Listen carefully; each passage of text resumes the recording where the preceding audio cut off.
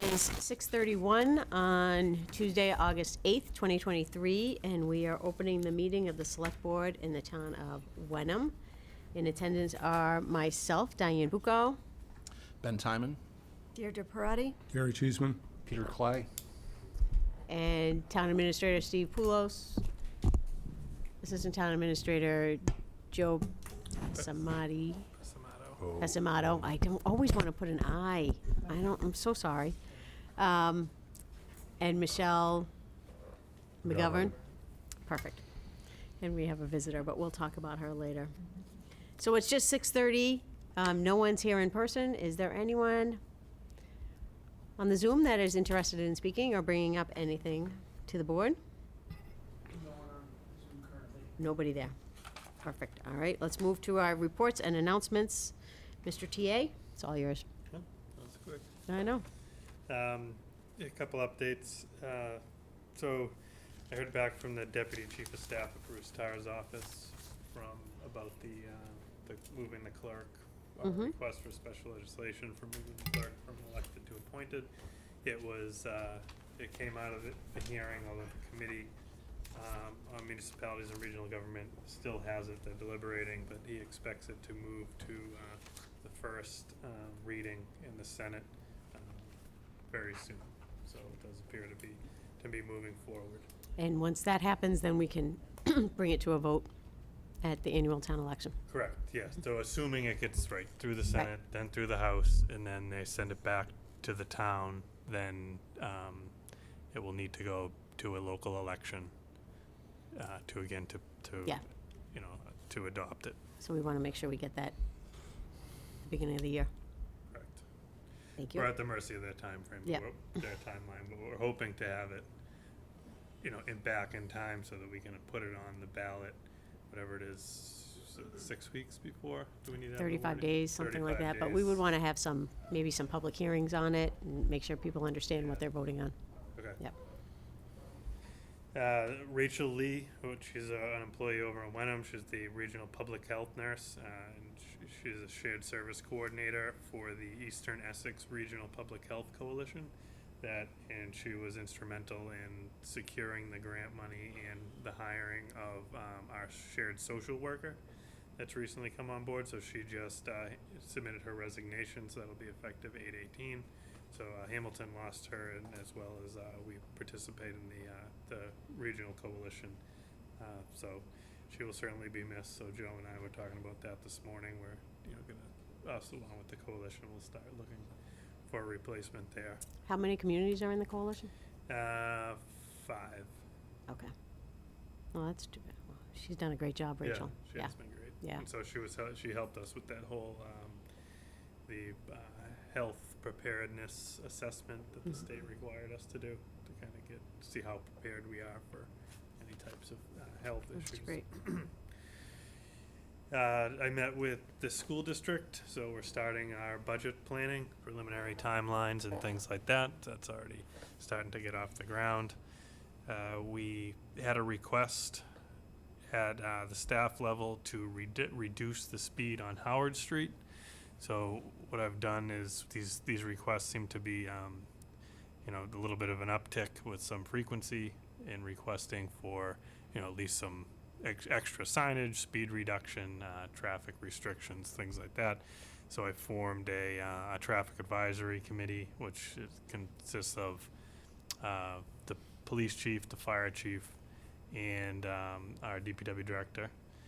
And just because then they can review it and have some sort of formal process where they'll review and then make a formal recommendation of action to the select board, whether it be, to reduce from 30 to 25, and we can take a vote, and they'll just to have some sort of formal process, because right now I've been treating each case a little bit differently. So that came from the staff to reduce the speed on To Howard? staff, no, Oh, from a resident Okay, with I a thought- list of all the, a majority Of of the the folks residents. that live on that street signed a petition, and it arrived addressed to Rich, so Okay. at the staff level, and just to know that will be probably a recommendation from the newly formed committee will come to you probably at the next meeting or the meeting after. I think a travel advisory committee is a good idea to put together better procedures on that. Yeah, I think so. And they're really they're the experts in the field, Right. those three guys, so. Let's see. Oh yeah, so Walnut Street, National Grid replaced the gas main. They had to go back a second time and do some more work down there, so they've essentially torn up the road twice. So I just want to give a shout out and kudos to Rich Souza. He's really kept on them and is able to secure about $90,000 from them that we'll put in a special revenue account that will go towards repairing the road. And he thinks with a minimal additional contribution from our Chapter 90 funds, in conjunction with that, we'll be able to repave the whole road. So we'll be able to check that off our box. 'Cause, their contract pricing, when they put it in their kind of their formula to come up with their reimbursement rate, is more expensive than we currently have in our contract. So we're able to make that $90,000 go a lot further and do the whole road. So that's nice. And we're starting to meet. I met with the Iron Rail Chair with Joe, and we're talking about the soccer fields. And then there's a need from the Hamilton Wenham School District to utilize the fields during the construction of the new school, or the new fields, excuse me. And so that contract comes due at the end of the fiscal year, but we have to let the Soccer Association know that our intent to renew by January 1st of this year, so 2024.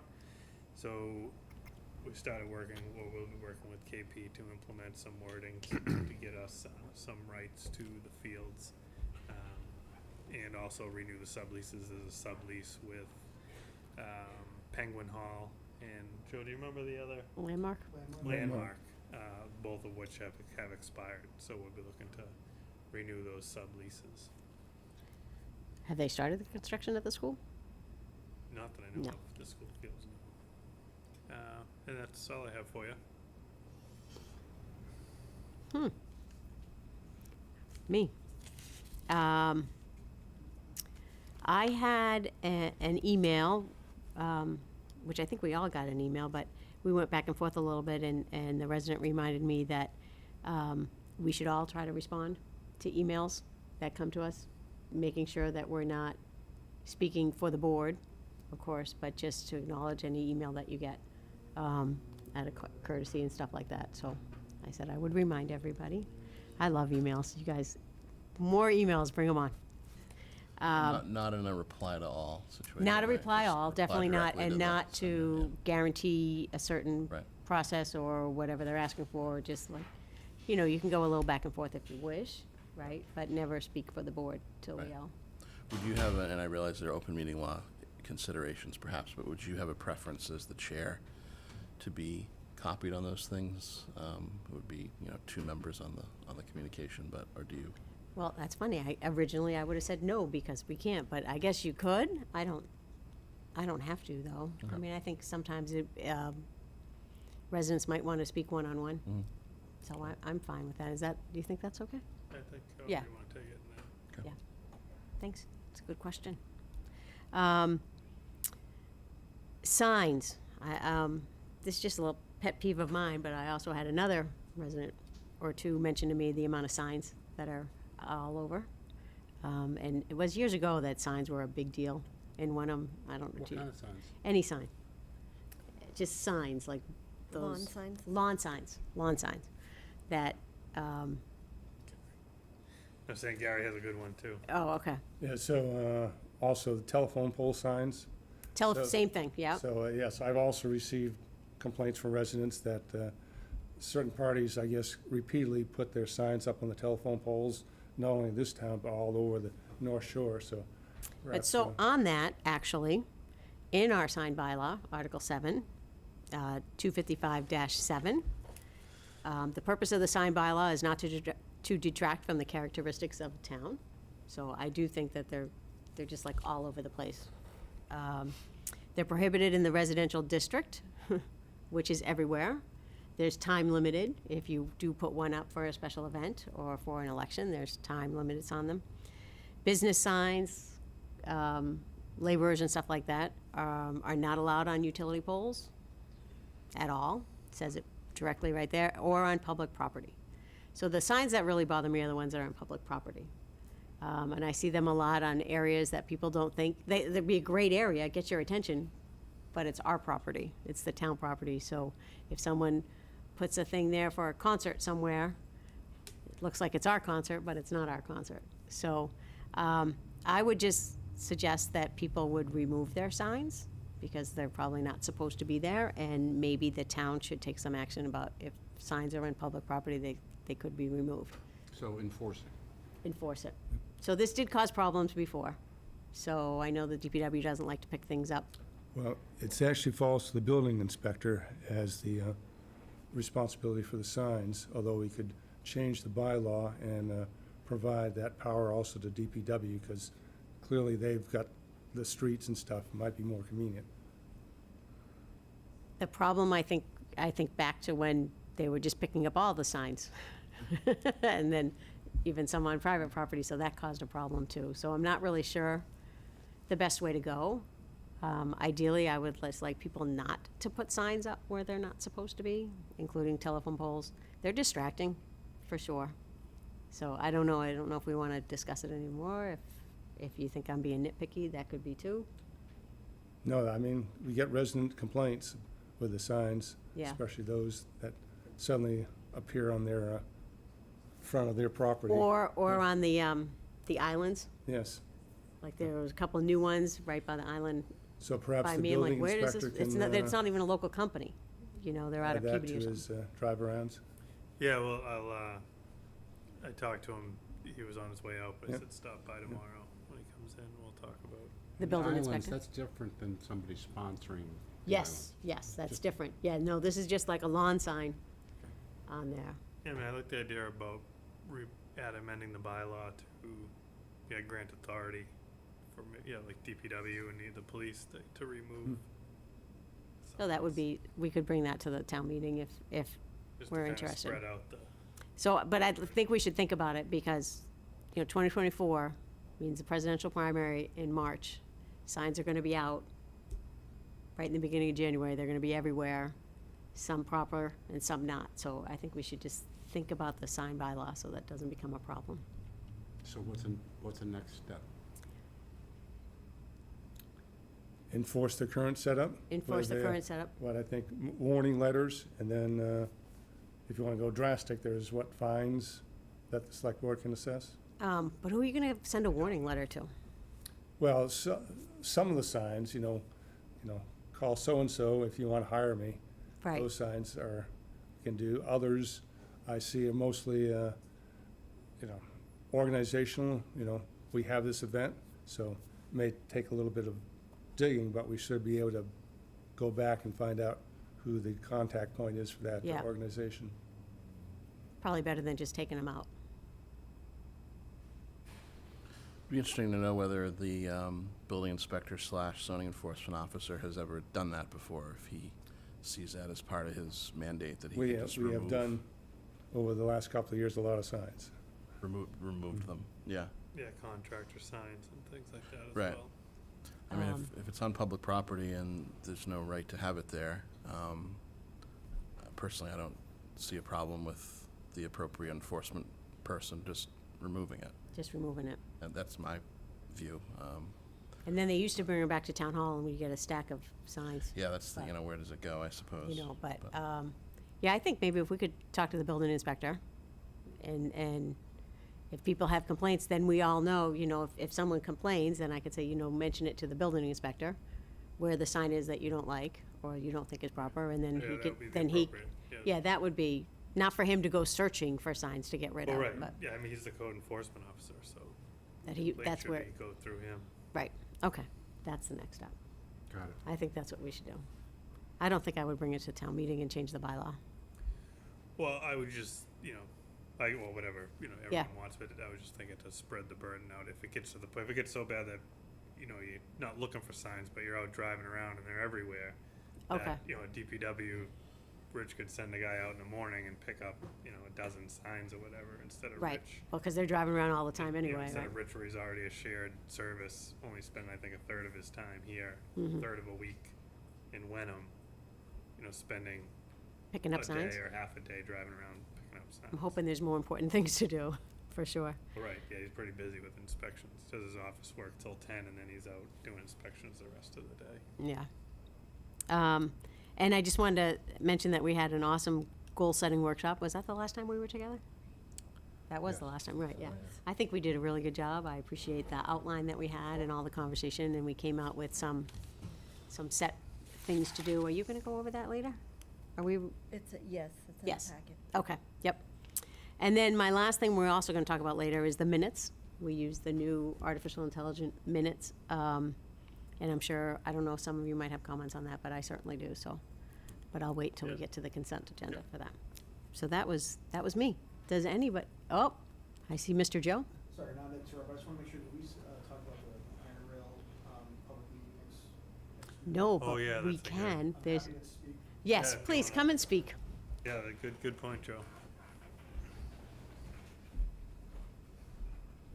Yeah, I just wanted to remind everyone that next Wednesday, August 16th at 6 p.m., there will be an Iron Rail Best Use Study public meeting that the Select Board will be hosting.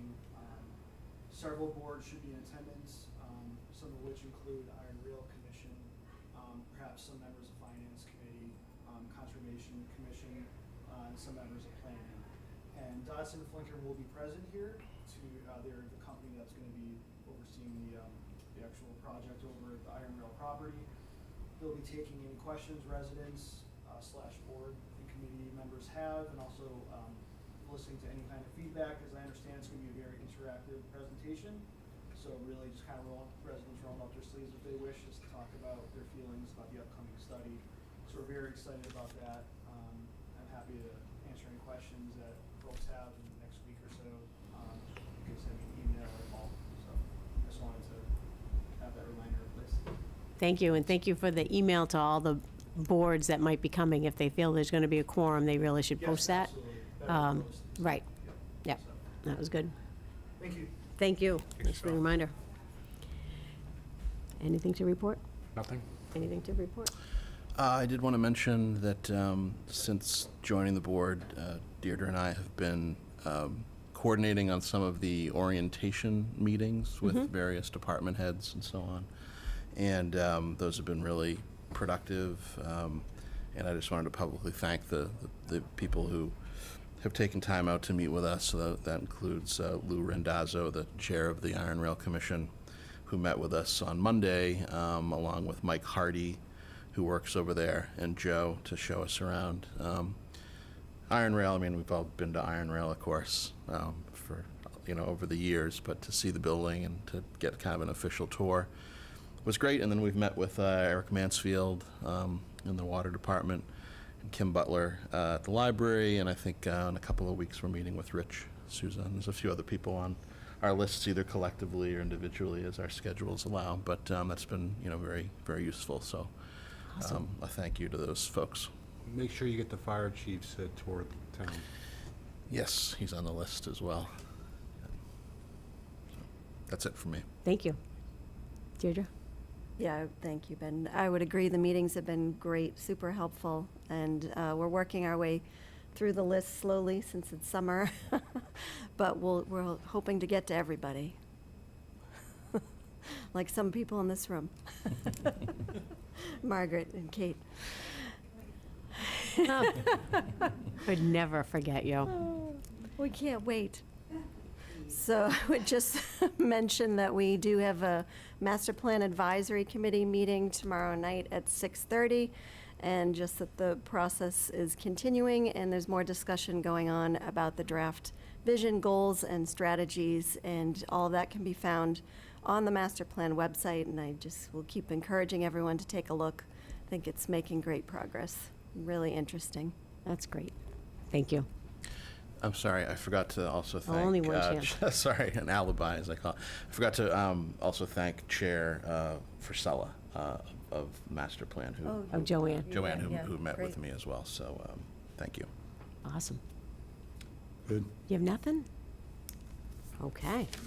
Moving on. We have no interesting correspondence.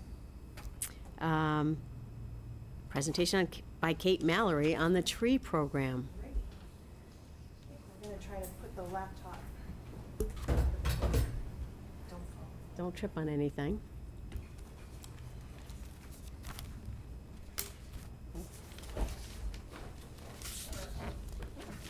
This is my other meeting.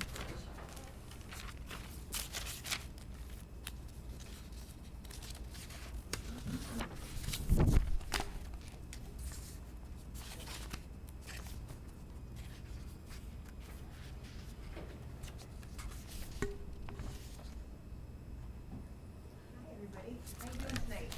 Hi, Kate. Good. Great. Excellent. Good. We can see this fine, right? Okay, great. So I know you guys have heard from me a bunch about the Heritage Tree Program, but we do have two new select board members, so I thought I'd do a quick update and let you guys all know what's been going on. So, with climate change, Wenham is facing poor air quality, increased heat levels, flooding, drought, potential water issues, polluted runoff affecting waterways and wetlands, tree die-off, and increased forests and passive pathogens. So this sounds horrible, I know. It's not a bright picture, but trees can't fix all of this, but trees can help with a lot of these issues.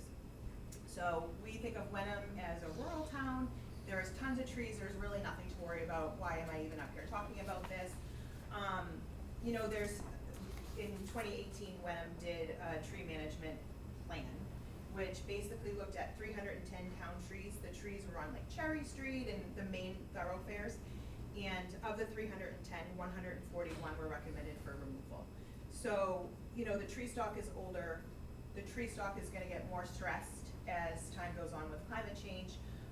It's really important to start now, making sure that we have a plan going forward and a smart plan. We're not just randomly planting, you know, a couple trees every Arbor Day. We are strategically putting trees in areas that can help us with the flooding and planting the correct trees that would be tolerant to drought and all these different areas of concern that we are gonna have in the future. So with that, the select board members, you had said, yes, let's do this. There were 5 strategies that were adopted by the select board earlier this year. And so I wanted to tell you, this is really exciting. 3 of the 5 have already been implemented.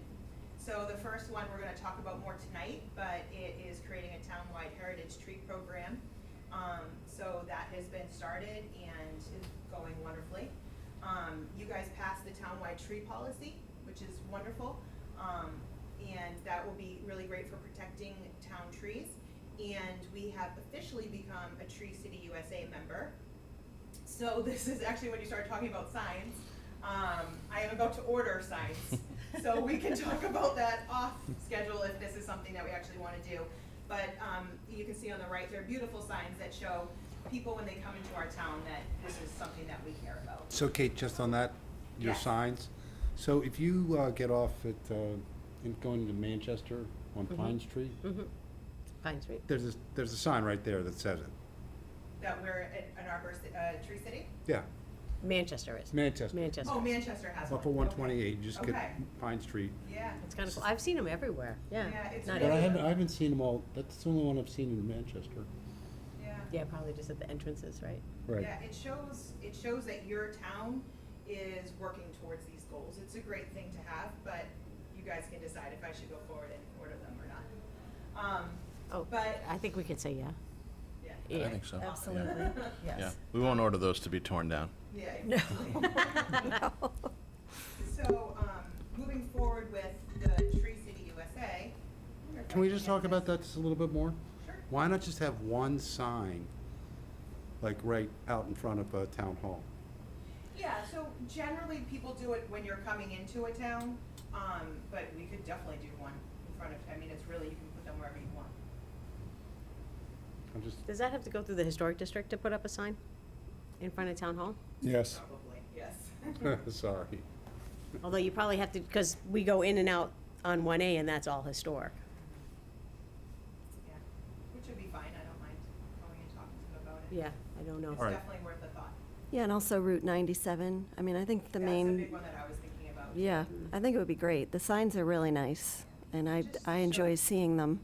What happens is people get interested, so you know, community education is so important with sustainability. And so it kind of can pique someone's mind and say, maybe we'll Google that Wenham is a town and let's figure this out. And that will kind of bring us into later in my presentation with community education. So it kind of ties it all together.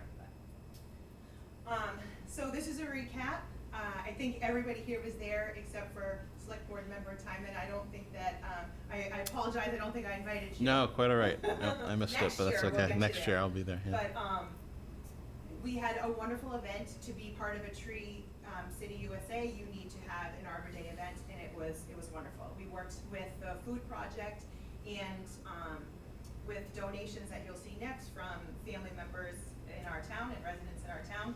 We were able to start an apple orchard in Wenham, which is amazing. And I actually, the other day, already saw little apples were growing on some of these trees, which was awesome. So it was a great event, and we'll have it every year. And I want to say a special thank you to the Conservation Commission, the Cheeseman family, the Dodge family, the Breen family, and the Breen family actually, Patrick Breen, who is on the Conservation Commission, he actually grew up on an apple orchard. So he's on the Conservation Commission and donated his own tree as well, which was just wonderful. And I think a lot of us know the Dodge family. Albie Dodge was our tree warden for many, many years in Wenham, and this is his son, Wenham. So it was just a wonderful day. And the last tree, hopefully Heritage Tree number 5, if you guys decide to dedicate these trees as heritage trees, was by the Locke family. So to go back just quickly, I'm talking about heritage trees. Let's just make sure we all know what they are. So they have to be significantly large or significantly old, unique or rare, interesting, or have some sort of documented history. So that's a criteria for the tree. Once you guys designate a heritage tree, that means it can't be destroyed, injured, or removed without your permission.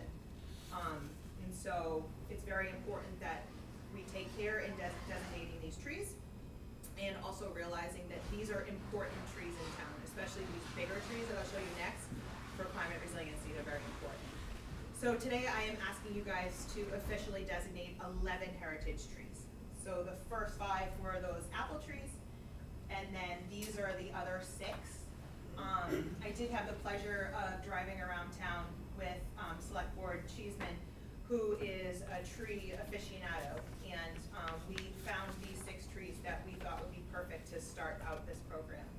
And so we've got, most of them are significantly large trees. I will show you more about this American tulip tree. This American tulip tree, if you haven't seen it, go see it. It's by the Bucher School, and it is huge and absolutely gorgeous, especially when it's flowering. A lot of us know that white oak. It's the largest white oak that we know of in Wenham, right off Topsfield Road across from the Angelini Farm. It's absolutely spectacular. The horse chestnut tree is unique. It's very, very tall for its species, and that crabapple tree is over 100 years old on Pleasant Street. So we thought these were trees that were worth saving, protecting, and making sure that these street trees, these town street trees, are in our program. Excuse me, Kate, when you said tulip tree, the tree out here is a tulip tree. Is it a tulip tree? Yeah, It's gonna be gorgeous. that was the Streeter's tree, I think, brought it. Yes, Mrs. Streeter donated that. Yep. So when I saw the tulip tree, I'm like, wow, they can go that big. Yeah. That's gonna be nice. They're spectacular. Really awesome. It's great, we have a couple in town. Okay, so those are the things that we've already done and what I'm asking you guys to do. But what are we gonna do next? We've got these great programs going on, but we wanna make sure that the community gets educated and that they know about these projects, you know? And so I had a few ideas, and one of the ones was creating a database for the trees. So people can actually go there, each tree will get a plaque on it. People can actually go, they can look at their phone, it comes up all nicely with the pictures, and they can go and see the tree. So they could even, you know, do a little walking tour of the trees, depending on how far they're walking or biking or whatever that is. Then I also thought, you know, there's so many great sustainability initiatives that are going on in town. So trees is a little bit of it, but there's people doing wonderful things. So we can create an educational tool, and I have an example of what I created for us.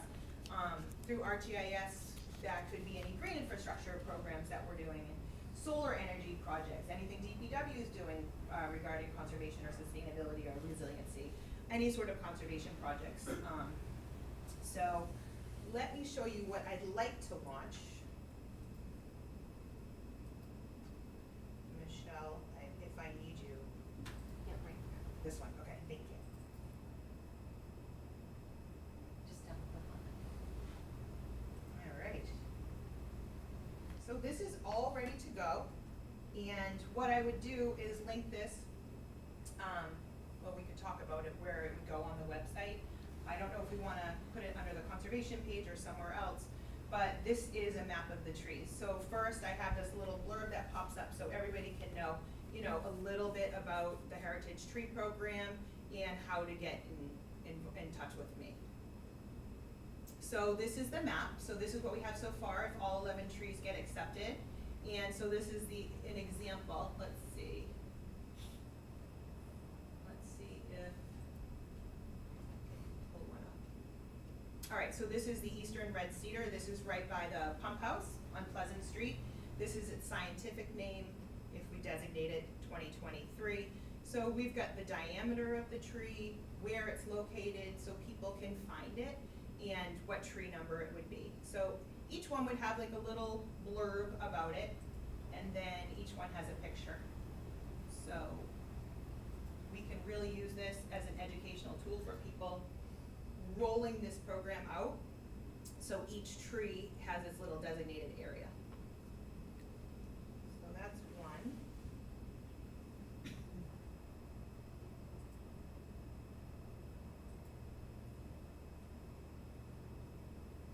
I don't know if you can see this. Do I have to share this? I want to make sure that I'm doing this properly.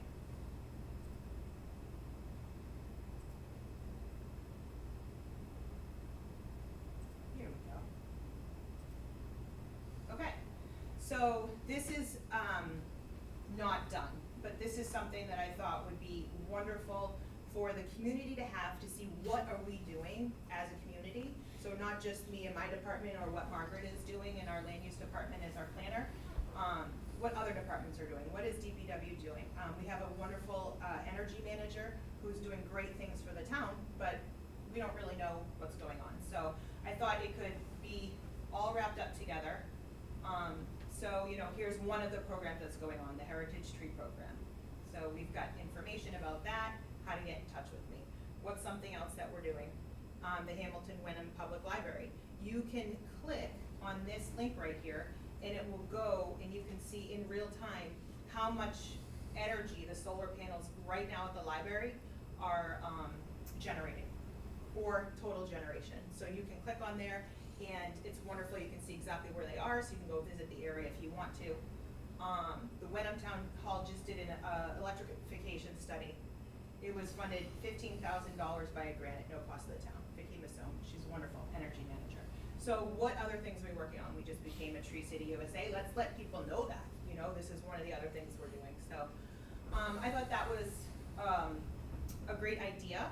This is not done, but something I thought I'd share with you guys. The other one is complete. Let me go back here. All right, so lastly, our last of the 5 things that we had decided as a group to do is implement green infrastructure in town. This is very important. This is often a lot cheaper than gray infrastructure. This would help with flooding. You can do this in a way that helps with droughts too. And there are certain areas in town that I've pinpointed that would be really great for this. So we'll just go over again. I've talked about this a lot. We've got the Bucher School that floods. We could place in the area that it floods a beautiful rain garden, and I've looked at the soils. It should eliminate the flooding there. We had about $40,000 estimated cost of that. There are Pleasant Pond. There's a lot of, from Longfellow Road, there's a lot of runoff that's going, especially in winter, with salt and sand is going right into Pleasant Pond. Pleasant Pond is a great recreational area, and it's an environmentally sensitive area. So we could do something like planter boxes on the side that can catch that sediment and that before it gets into the pond and treat it before it runs into the pond.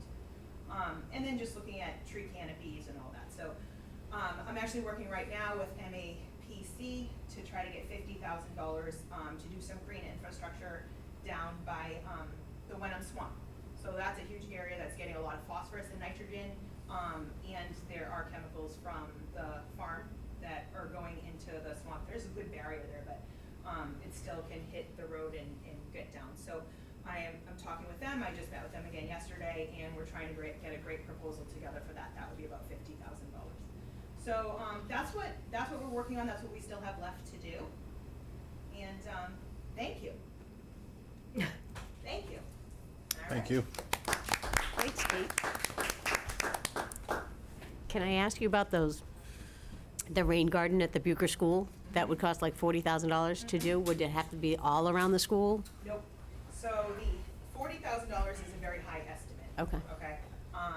We actually got in the state budget last year for $100,000 to get that done, and it was pulled at the last minute. So that was a big, Bummer. yeah, exactly. But we're still trying to work on it. So I'm having problems funding that one because it is not an environmental emergency. It is, there is not like a wetland that's being destroyed No, because it's of it. Or just a nuisance. But it's a nuisance, and it can be an emergency if it's icy and a fire truck is trying to get by. I've done the measurements. There is enough room for a fire truck to get by, and it would only need to be about maybe 15, 20 feet long, and it would be up against the side of the wall.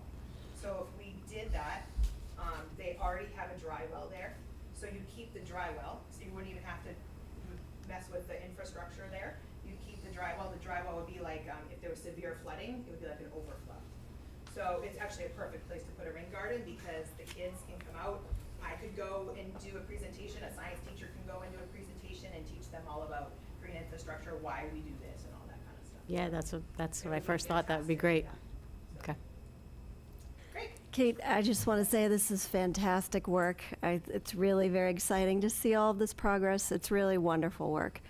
And I just wanted to ask if residents have trees in mind, like can you nominate trees that you think, okay, how would people do that? So I am getting together a nomination form. I've actually already had residents contact me. They've heard Awesome. about the program already, and they want to designate some of their trees. And so they would fill out the form, and then myself and Wynn Mulry, the tree warden, would go. You want to make sure the tree is healthy and qualifies for the program, because you don't want a tree that's half dying, and to be in the program, it would be a little tough for that. But yes, absolutely, we've already got some interest. And you said there would be some kind of little marker or plaque on each of the trees? Yeah, that's great. We got some money from the budget last year. We got some money for that we can use for plaques. Awesome, thank you. Yes. I just have a question on enforcement. Is there any, like, I just, as far as, I don't know, like a deed, like if the property was conveyed, and is there any sort of deed restriction, and how is the information conveyed to the new owner, so they understand that you can't, because it's easy as a phone call to come in and have an iron tree or someone come in and take a tree down, and the people, once you get a generation of staff or whatever turnover, and a new, a decade or two down the road, and the house sells, and or it goes into an estate probate, and someone comes and clear cuts the lot. I guess what's the follow-up mechanism? Is there, what other communities do? Yeah, so we had a lot stricter penalties, but I heard we have to go to the Attorney General to actually enact those monetary fines, those big Okay. penalties, or get them on the deed. So that would be a next step to the program, is doing that. For now, we just wanted to get this program going. In the Heritage Tree Program policy, we have that it would be a tree replacement right now. So that's what we can do right now, but it would be another step to go and do what you're saying.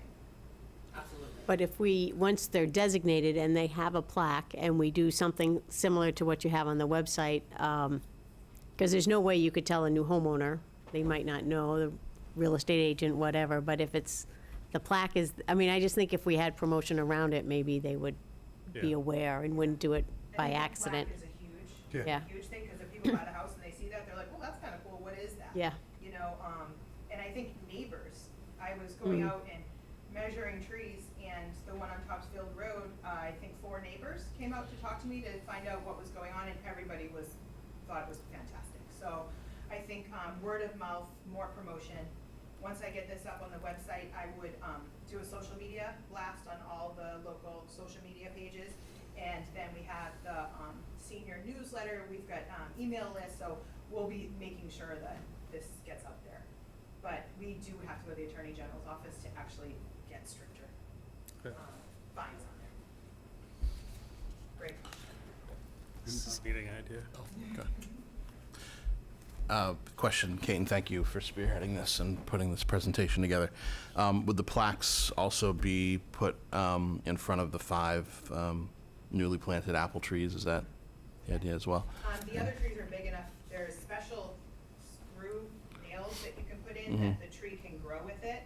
But with the apple trees are really tiny. So yeah, I would talk to the plaque person. I have a contact at Mass Audubon that I reached out to get help on that, because we don't want to Right. damage the trees. Right. And just with respect to those 5 apple trees, obviously they're not older trees or large trees, but is the basis for designating them as heritage trees the fact that they, started this orchard and have sort of a special significance that way? Yeah, unique, Okay. and now they're historic, Right. right? Because it's the first trees that will begin an apple orchard in them. Right. In the background of that parcel of land is that land was donated to the town. The Conservation Commission is in charge of that land. And so the Food Project, which is a wonderful organization, is farming that land right now. Right. And they have a contract with us that they will take care of those trees right now, and then, but it is our town trees. So if a resident decided they wanted to go and take a walk and grab an apple, that's something that could happen. Okay. Thank you. It's a great community thing. I think we're ready You to ready? take a vote on the trees, right? Okay, I move to approve the designation of the first official trees to the Heritage Tree Program. Second. Any discussion? Besides it being wonderful? I'll go for a vote. Gary? Yes. Deirdre? Yes. Ben? Yes. Diane's yes? Yes. Pete's yes. One more thing. Oh, yes. So next step, we're going to need some public support and volunteers to complete the inventory. So we're thinking possibly for the street trees, volunteer from each street to captain up the organization or the effort, and then perhaps some sort of contest amongst school kids, perhaps as to a search for the largest tree, tallest tree, and so forth in town, on private or public lands. That sounds awesome. idea. Bucher will jump on that. I got one. You have one of the tallest trees? My next door neighbor does. Okay. Very close to Bucher. Na, That's na, one na, of na, the kids walking by it. That sounds great. Yeah, definitely get the community involved, have some fun contests and a bunch of great things. Awesome. Great stuff. Thank you very much. Thanks. Thanks, Thank Kate. you. That's 1, 2, 3. Discussion and potential vote to approve a 6th-year option pursuant to the lease agreement dated April 1st, 2018 for LaPlante Healing Arts for a period April 1st, 2023 to March 31st, 2024 at the Iron Rail. And I believe all that information is in here. Is anyone either from the Iron Rail or from LaPlante here? No, they're, That was Joe? Joe has been coordinating with them, so Joe, if you want to speak to it, I know that Lou's, the planning board met and took a vote in his the recommendation coming out of it. Yeah, so currently there is a lease with the business there, LaPlante, and Iron Rail Commission met, I believe, 2 weeks ago and voted to, in the lease, there is a clause where you can, it's a 5-year lease, but you can extend 1 year if you so choose. The Iron Rail Commission has already approved this, but Select Board has to have the final say as the executive board for that. But the Iron Rail Commission has approved this for Lisa. I believe she's been there quite a few years, so. And so I assume there's no issues with her business or anything, and No? No. Not that I am so aware of. she's doing well. That's good to know. That's great. Any questions? I entertain a motion? I'll do it then. Okay. Move to approve the sixth-year lease for LaPlante Healing Arts for the period April 1st, 2023 to March 31st, 2024 at Iron Rail. Second. Any more discussion? We can vote. Gary? Yes. Deirdre? Yes. Ben? Yes. Pete? Yep. Diane, yes. Unanimous vote. Perfect. We have a couple of appointments. We have a new appointee to the Master Plan Advisory Committee who would be from the, did I skip one? No. Finance. From the he'd be the finance rep, since the finance rep is now the select board. So, it's Dano M. Jukanovic. Jukanovic. It was close. I knew I was gonna mess it up. He's not here, and Joanne's not here, but I assume he's excited to do that. Yes. All right. And Veterans Committee, Ralph W. Amaro Jr., we got an email from the Veterans Committee Chair, Dean Peterson, who's asked to appoint Mr. Amaro. So I think that's wonderful. Anybody want to start a vote? Can Um, process motion? question? Yes, process question. Is it possible to just put the letters of intent or the letters of nomination or whatever it is in Or the interest. packet? Just so we have a sense of who the people are, rather than just a name? Sure. Yeah, we usually do. I don't know what happened. We missed that one. But I had read it in my email, so I didn't realize it wasn't in the packet. Okay. Do you want to make Yeah. a movement, Lois? Yes, please. Okay. I move that we appoint Dano M. Jukanovic to the Master Plan Advisory Committee and Ralph W. Amaro Jr. to the Veterans Committee. Before, these are 1 year, 3 year? Well, the Master Planning Committee can be for the term of the committee. For the term of the committee? The Veterans Committee is 3 years. Usually a 3-year term, right? So we'll That's just, so amended. so amended. Second. Second, perfect. Any discussion? Let's vote. Gary, you start. Yes. Deirdre? Yes. Ben? Yes. Pete? Yes. Diane, yes. Unanimous again. Discussion and potential vote on a labor contract viewing policy. This came up due to a resident asking to see our contracts, our labor union contracts. Yeah, the request was to have all labor contracts, individual contracts, and collectively bargained labor contracts So we discussed it, on and the website. yeah, on the website, and we discussed it, and I believe I might have said that my concern with that is that you have to continually update that, make any changes, take them off, put new ones on, and I didn't feel as if we had staff for that. So I think that's what we voted on that. Yeah, well, at the time, it was discussed, and that was the it seemed like that was what the board's wishes were, was to not have them on the website, but have them electronically available in the attempt somebody wants to request them and see them. And it was going to be brought up at a later date by form of a formal policy.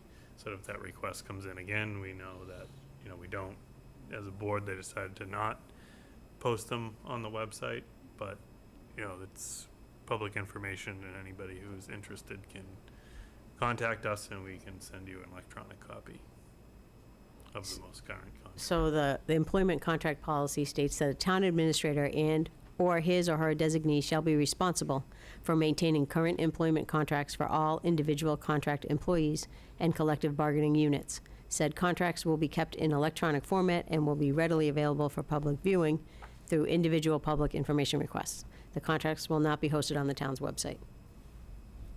It seems to say it pretty basically to me. Anyone have any discussion on that? Changes?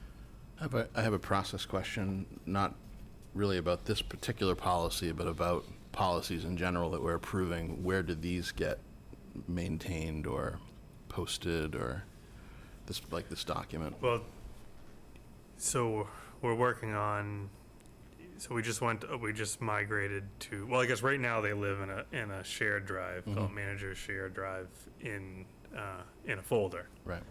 in PDF, and then we have the editable versions in Word. But what we're working on is, we just went to O365, so we're working on setting up and implementing our OneDrive. Right. So we're consolidating through, basically over the past like 5 or 6 years, there's been the creation of, I think, like 6 or 7 shared drives with different organization preferences and the way folders are set up. So we're going through and taking what's currently being utilized out of all those drives and moving them into the OneDrive. And with that, there'll be a shared folder that houses eventually all the updated job descriptions, all the policies, all the committee charges, all the roster of committee members, term and expirations. And it'll be basically like a database well, not really database for searching, but a shared folder that will be maintained for the select board's viewing, and also will be where staff works out of as well. So it always will be the current information. And it's all the biggest part is accessible from any Microsoft portal. Like if you have an internet connection, you can sign on and see all of that. Where Right. before right now you need a VPN to have access into the network to log in a virtual machine to then go into the network Right. drives. Right. So that's the plan. But right now they just live in a network drive folder. Right. Yeah. But at least they're all in Yeah. one. Yeah, in they're all one in one, organized right. place. And that's what started it, was when we first started, and something that Gary really wanted to work on when I first started was the policies, and it was because they lived in, some of them were typewriter written, some of Right. them were photocopies, some of them were electronic. Right. And then the other part was, have they been amended? When was it adopted? If it was adopted, or was it just, so we're just trying to go through. Right. So there might be some policies as we start to go through that have been adopted 5 or 6 years ago, and we're just kind of re-adopting them as we build out Right. that folder. Yeah, and once you have the internal infrastructure, developed in the way that you're describing, one of our objectives, as everybody knows, is to upgrade the website, and so it probably would be wise for us to consider at that point to what extent those share drives become accessible on the website in read-only form. Maybe on the same page as bylaws or something, there might be another page Policies, that's yeah. policies and procedures. So that's, like the citizens who ask the question about, can we see employment contract policies? And I think that in my judgment, this policy is the right one, that the contracts not be put on the website, but probably the policy itself at some point should be put Yeah. on the website so people It's a good idea. can see what the rules are. Can you do that? Because I'm new with the OneDrive. Can there be a Well, I share? don't know if it's OneDrive specifically. I'm familiar with OneDrive, but not on that question as to whether there can be a public share read-only function. I do know that there are plenty of town websites that have a OneDrive type structure. If you go onto the planning department website and you want to look at various filings that were made for some particular special permit application or something. I was thinking that would take the wrinkle out of who's updating it, and if it gets forgotten about. Right. Because if everybody's working out of this folder, and the folder is updated Right. because that's what everybody works out Yes, of. you'd want it to be You don't have to automatic. go through the second thing, all right, well, we gotta pull that PDF off the website and Right. upload the new PDF Right. every time it's a change. So I that think would- SharePoint does do that. And Yeah, I that think would that be- you can put restrictions on read-only or give certain people certain. Yeah, and you can link I- publicly I off, think you can with those link specific- publicly. Yeah, I think so. Yeah, well, yeah. that would be helpful. Mm. We could do that. So the personnel policy manual, though, is also being worked on. That's the one that KP Law is in the process of reviewing. Yeah, Because these policies are slightly different. Like, I'm trying to envision sort of the full architecture. There's like the personnel policy manual, but then there's sort of another policy manual, or eventually we can well, I think have one eventually manual. it's all gonna kind of live Live together as together. like an appendix.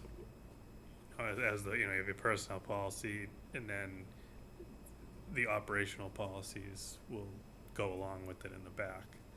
But I don't see I don't really see them associated with a narrative of, here's our policies, really just kind of appendix to the back of all our operational policies to draw on, unless folks have a different or better idea. I'm just trying to envision the table of contents and. Yeah, I mean, I think that easiest would be probably alphabetized, and then just if you add a new one, so just to restructure it that way. And what's the status of the personnel policy manual? So it's under legal review or Yeah, revision? legal review is done. We're just adding some references to the newly adopted comp and class study. So it references the one that was done in 2015 or 2016. So we're just getting some clarification on whether it has to be a town meeting vote or if it can stay as a select board where we vote, where the town votes at town meeting at the salary level. So it's not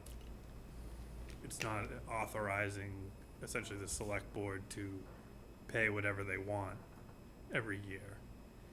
It's saying, you know, we use the guidelines and the grading associated with this common class study, but to put it in there, we don't have to get a town meeting vote because we, at least my interpretation is because we vote every year on such a granular level that everybody's salary to the penny is identified in the budget article. That's the clarification we're waiting on. For that piece, That and then piece. it'll, Then it'll come out to everyone's for review. Okay. I mean, I could even forward it, probably just forward it now for review, because it's a relatively big document, and then the few pieces that are still coming together can come together at a later date. okay. Yeah, that'd be great. We all good? So do we need a vote to accept the policy? If you want. Yeah. Yeah, So- so I move that we accept the current labor contract viewing policy as presented tonight. Second? Any further discussion on that? Yes. Okay. And this is, you know, I apologize because it's a little nitpicky, but the document itself says employment contract policy. Yep. We're referring to it in the agenda as a labor policy. I think that I'd like to see this particular document tidied up a little bit, just to, like, what are we calling it? I think it probably should go on, like, a Town of Wenham letterhead, if that exists, if there's just general letterhead, so that it's sort of an official. Yeah, we are Wenham. standardizing them as Okay. far as format. Great. Yeah. And then there's one typo on the second line where the apostrophe should go away from employees. So those are just my nitpicky comments. All But individual the contracts, substance and the content of it, I'm all in favor of. Okay. but the name, Say again? the name. Yeah, I just think we should. title just- it, it well, I either think needs we to should be just labor consistent. contract, Yeah, just, viewing policy, or employment contract policy. Which do we like better? Labor contract, viewing policy. Well, it references employment contracts in the wording, so I would probably stick with that. yeah, and that, I guess, would encompass. contract. Stick with what? Yeah, Employment contract policy. Yeah. So let's amend the motion to be, to approve the employment contract policy. Seconded, discussed, vote, Gary, Yes. Deirdre, Yes. Ben, yes. Pete, Yes. and Diane, yes, unanimous, thank you very much. We have a potential vote to amend vacation carryover for some in the library, and I will let Steve take this over. This is nothing new, this is just Yeah, this is a correcting. clerical error on the forms that were presented back in June. Yeah, towards the end of June. That we already approved that you certain amount of hours. approved. So it's not new people that forgot, it's just there was clerical errors on the hours. But we don't know from what to what. Like more or less? Believe they were all more. Let me look.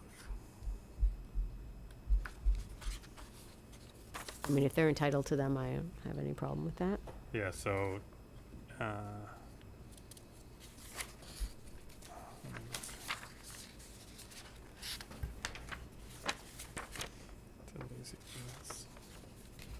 I'm sorry, I should have brought that up before.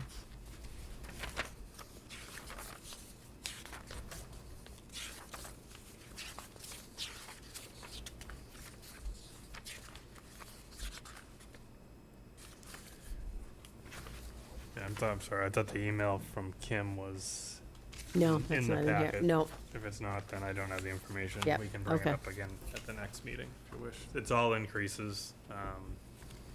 It's probably off the top of my memory from 3 to 7 hours different from what was originally voted. okay.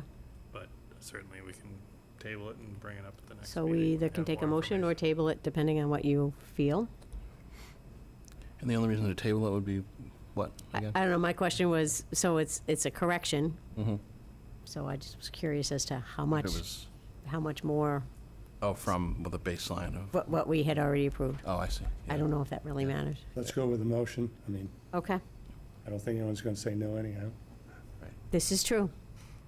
So motion to amend the vacation carryover allowance for the library? Second? Further discussion? Vote? Gary? Yes. Deirdre? Yes. Ben? Yes. Pete? Yep. Diane? Yes, sorry. Forgot to answer my question. That would be unanimous as well? I can email it to you though. So you just, Okay, an FYI. it's good to have it, yeah. Customer service policy. So, thoughts?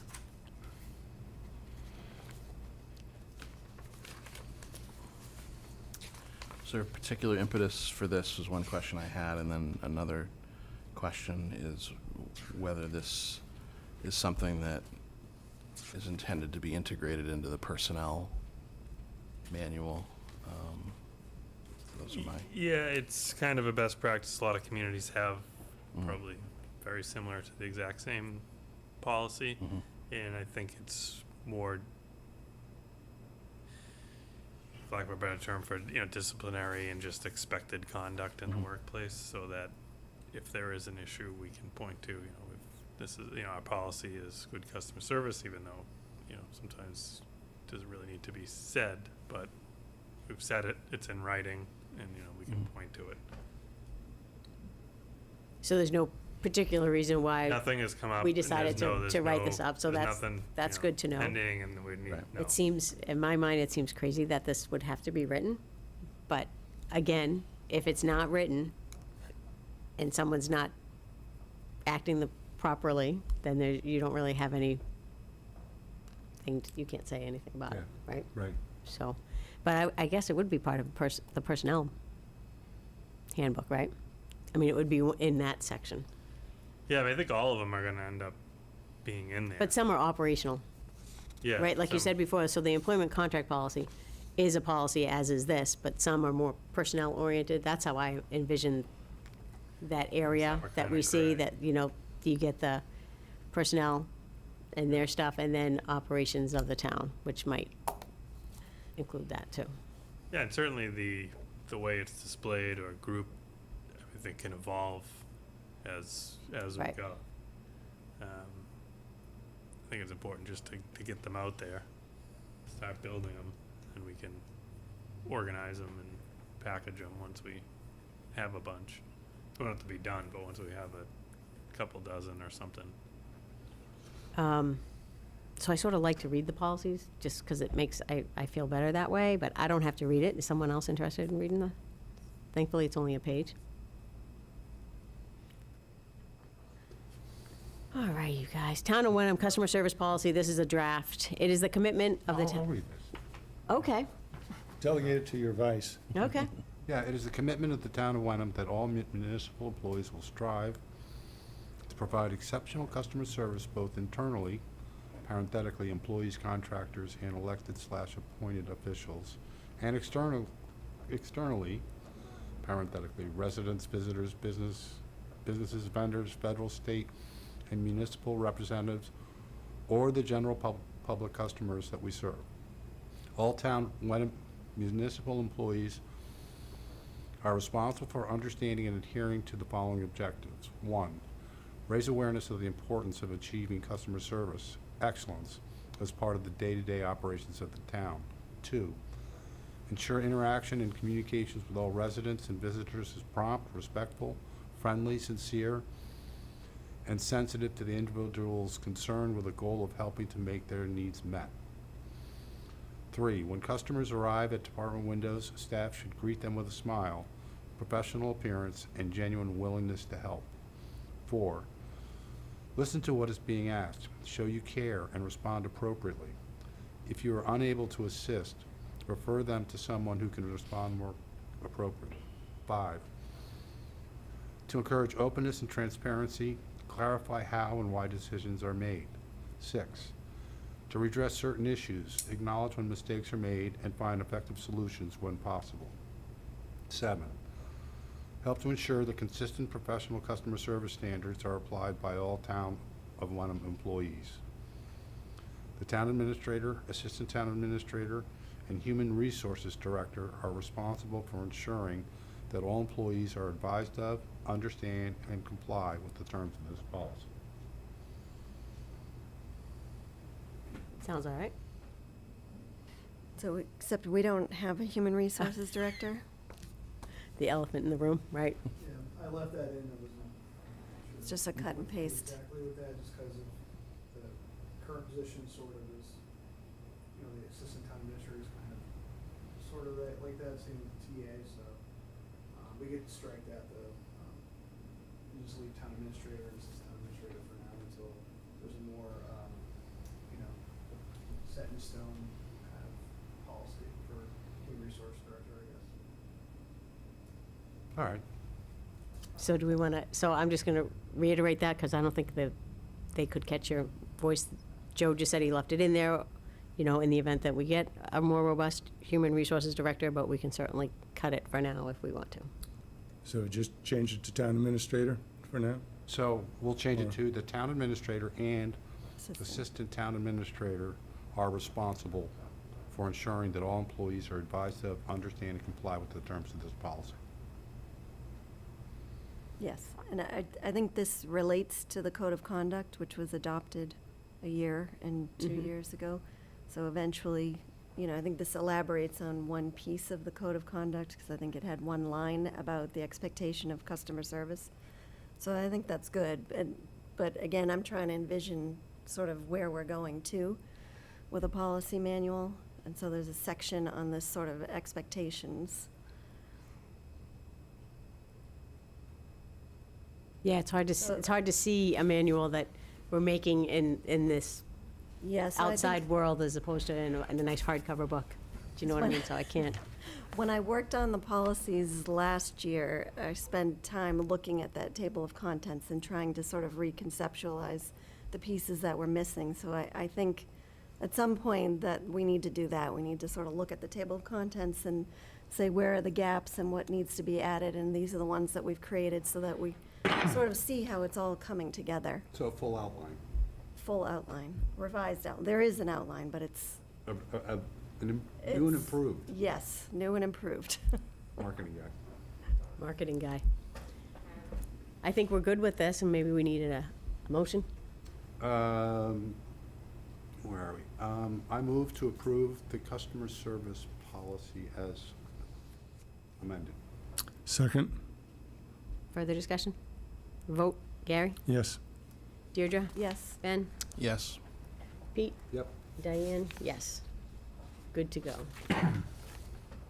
All right. The 8 Cedar Street definitive subdivision plans. Recently, we looked at their, what did they call it first? It's a preliminary. They had preliminary plans. We had a few concerns. I think the planning board asked all the committees and boards to chime in if they had any issues. Now, the owner has submitted the definitive subdivision plans. It looks like they have, did all the soil testing and all that kind of stuff as well. I glanced through it. I don't have any comments. Does anybody else? Well, just let the planning board handle it. Well, unless you saw, so they're just asking all the committees that would have any interest if there's any advice or any concerns that they might have. I thought they did a pretty thorough look at everything. They didn't come up with anything bad, right? So at the last time the select board reviewed this, you had asked for an environmental review, so it looks like, to me, that looked pretty thorough, Right, that there was no findings. which is pretty amazing, but I suppose if they did find something, they would probably fix it anyway. You would want to, so.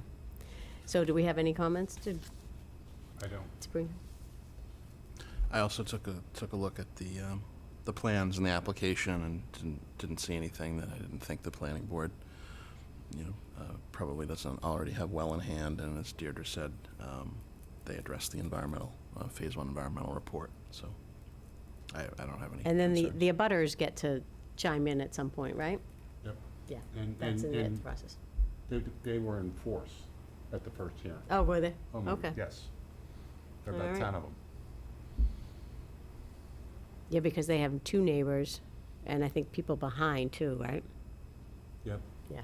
But even the people who weren't abutting were, The abutters to the Showed up. abutters? With concerns, you mean? yeah. So that does kind of change the character of that portion of the street. Well, that was their concern, the non-abutters. Right? But even the abutters had that concern.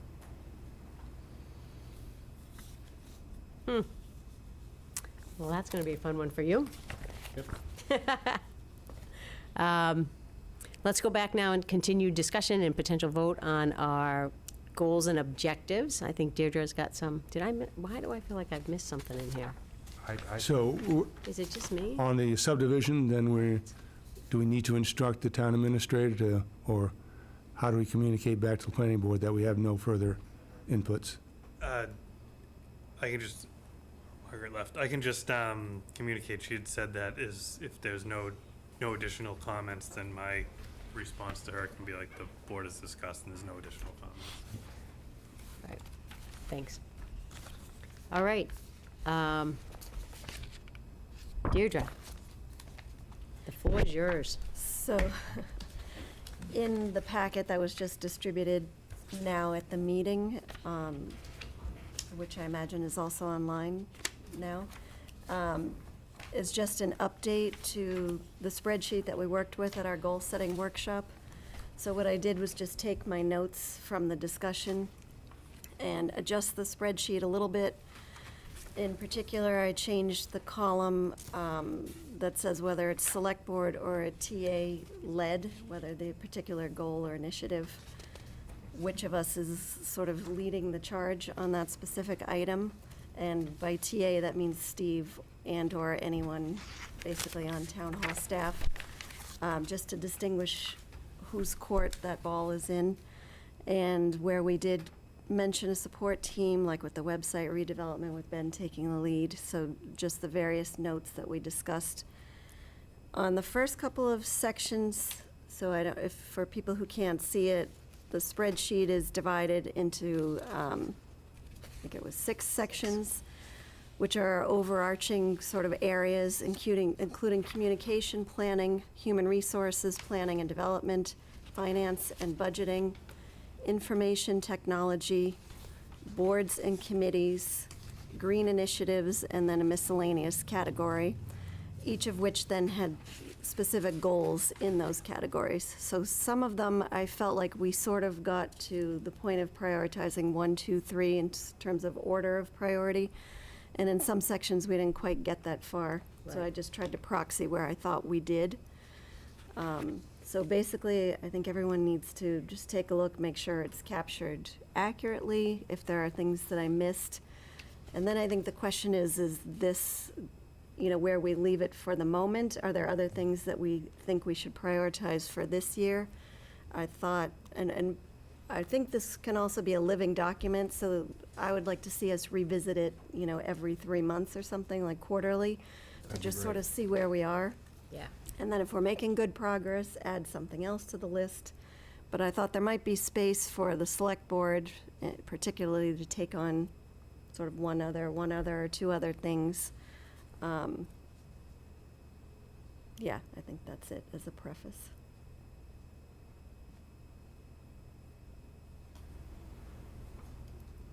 So everyone's looking at it for the first time, the revised version for the first time right now.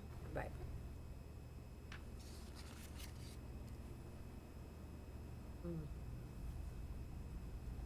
Oh, as I'm getting down to boards and committees, so we were all supposed to be looking into that idea of a charter. I wrote myself a note yesterday that, because I haven't done that, I had forgotten, so I appreciate that being sitting down there.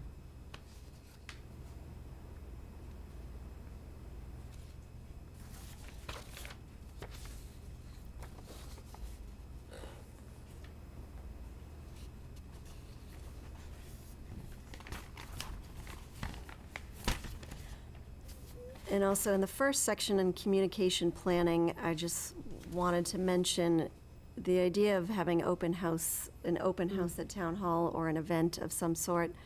As far as I know, there's some planning going on with the Wenham Museum and First Church and possibly WVIS to sort of coordinate like a holiday day of events in the holiday season. And I thought maybe we could also consider having like a town hall holiday open house so that people could meet, come and see the select board, meet Steve, have some kind of display or hot chocolate or something, in town hall.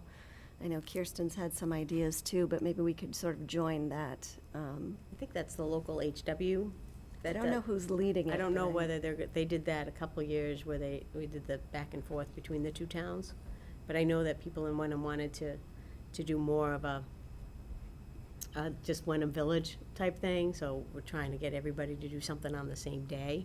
Right, Or yes. evening or whatever, and similar to what we did sometimes with the Wenham Fair, the craft fair or whatever. Anytime there's something happening right here, it would be great if Town Hall was also involved.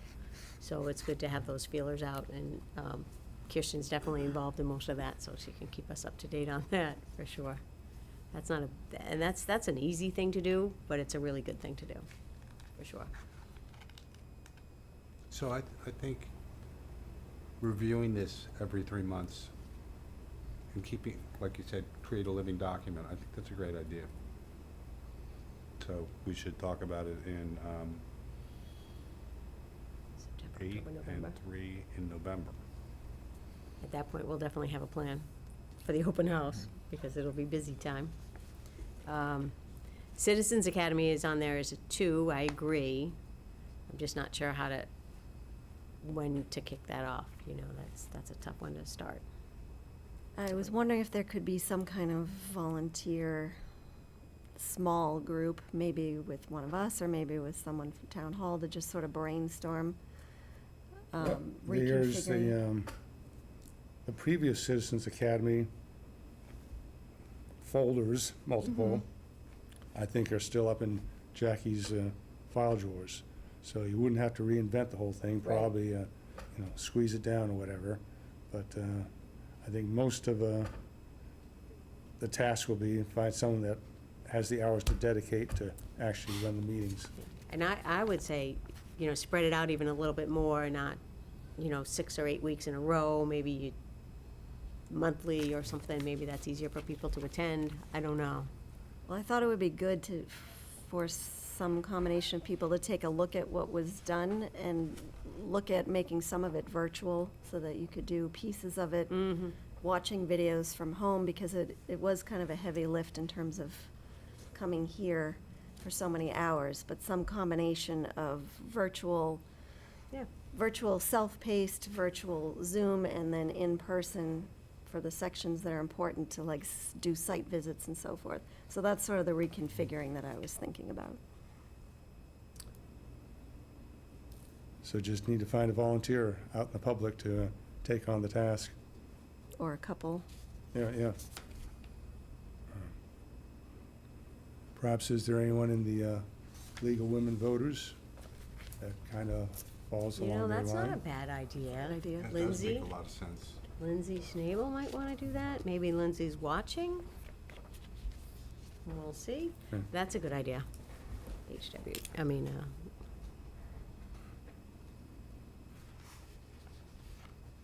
Or Daisha. Just naming names, see who's watching TV. think this is great. I like the color coding and everything. It's good. It's easier to look at. All right, so what else do we want to do on this tonight? It might be good to pick our hour, as in the select board, sort of first thing that we want to tackle, so Okay. that we have it in our sights, like the first quarter, like maybe the communication plan is the first thing we tackle You mean as a board or as individually? a board. As a board? Well, the communication plan is gonna be dependent on the website redevelopment, in my mind. Because it's, a part of the communication plan is actually how the website's laid out. I agree with that, but I think that would be consistent in my mind with prioritizing the communications plan, because a subset of that will be the website. The website redevelopment is still a, priority level 1 task, and Michelle, you and I think probably, should connect on that and bring Kirsten in, so we can begin doing the things that we talked about at the retreat. We being myself, Michelle, and Kirsten, and anybody else who we bring into that group, and can start working on that as a task force to then report, to the board. But if, as a board, the communication plan writ large, which would encompass the website, if that's going, I think that'll help us on the website task force. And it'll also be, making progress on one of the most important parts of the communications plan. So I think those two things kind of go. So what would be how can we get started? So the website is a piece of it. Right. That's the plan, but the larger, Yeah. so can we make, what steps do we want to take, 1, 2, and 3? Can I just ask these guys a question? Certainly. So Kate's pretty good at this stuff. Yeah, I mean, Kate is good on the web with Oh, her in terms of social- communications plans. Yes. In general. It's just, that's kind of outside her responsibility. Like, she's pretty busy with their conservation and the tree, so that would be, ultimately, well, I guess it depends if we're moving this off the select board and into staff that would live with Joe, to coordinate the communications policy. And we'll certainly keep Kate in the loop and use her ideas, but, kind of the heavy lifting, so to speak, would be done, with Joe, as he's kind of doing all the With Joe? policies. Oh, okay, all right, I'm fine with that. Because Kate is just a 19-hour. Yeah, Kate's Yeah. part-time, and, she's a conservation agent, and she has really great ideas, so we'll keep her in the loop, but kind of the That heavy lifting. GIS It's fabulous. program and ideas, using it that way is awesome, because there's a lot in there that they could go, and then, someone comes to town, they want to go do a tour, and let's go look at So- this, that's amazing. Why is she only 19 hours? Budgetary. No, I'm- Yeah, budget, Budget, yeah, budgetary restraints. Well, if we're building the budget for next year, you might want to think about that one. Because she's great. Yeah, she is great. We have a lot of great people. So, communication plan? How do we, So I think the website is the most critical piece, right, of the communication plan. I think that's clear. But I think some brainstorming on sort of the totality of what our communication plan could look like, and so that we have something that we're aiming towards, some kind of comprehensive plan that includes a revised website, but it may also include a newsletter and more sort of push communication. There's a lot of passive communication, like people have to come and find things, or they come to office hours, but I think we need to think about some push communication also, and how do we get things out? What is our social media sort of plan? All the things that some of it's just maybe documenting, like we have this, we have that, and so forth and so on, but so that it's all in one place as a comprehensive plan overview. And there are examples out there. We're a small town, so we're not going to be able to do everything, that a city does, for example, but I think there are ideas out there of a communication plan and what it could be, or what we could aspire to. and then it has to be scaled appropriately for the staffing we have and the community we have. But we heard a lot in the master plan, you know, I'd love to have a newsletter. I really want to know what events are happening. I don't know where to go. I don't know where to look. There's not one place, you know, we heard that just constantly, which is why I'm pushing this so much. So when you say push communications, so in Manchester, there's a one-pager called The Tide that goes out on social media. It's the top of the website. You click on it, and it's a one page, and it just, you know, water bills are coming out, select board meeting, click here, this done, you know, and it's 9 little things, but she's a communications person in town, so she goes around to collect all that kind of stuff. I don't know how we would do that, or who would do that here, but I find it pretty easy to read and helpful, Yeah, that's exactly. like a the kind one of page, thing. and so that, I mean, I don't know if they get that emailed, so it's pushed, you email it out. Right, exactly. So looking at examples like that, particularly from towns that are comparable, Mhm. and then we have to think about How. if we have capacity and how would we do that. But at least we have some ideas of what we can look towards and work towards. This gets back to the old issue of getting townspeople's emails. Right, the code red, not code red, yeah, Mm. That whole- getting them to sign up for things. Be interesting, how many people in Manchester, how many emails, what percentage of the town do you have? That I don't know, I could ask the communications girl, though. I'll ask her. 'Cause that's- We have that problem, it's a big problem. But if we had something that we could say we're gonna throw out every week and get people to sign up, that might be something to do. Is that something that seems out of range? I guess it depends on what else we have going on Okay, in this right, list. right.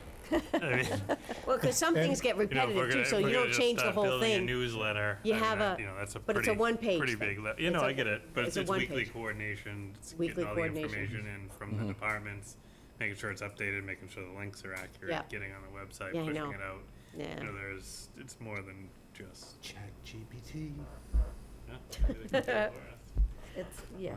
Okay, so do we have action items to get this started?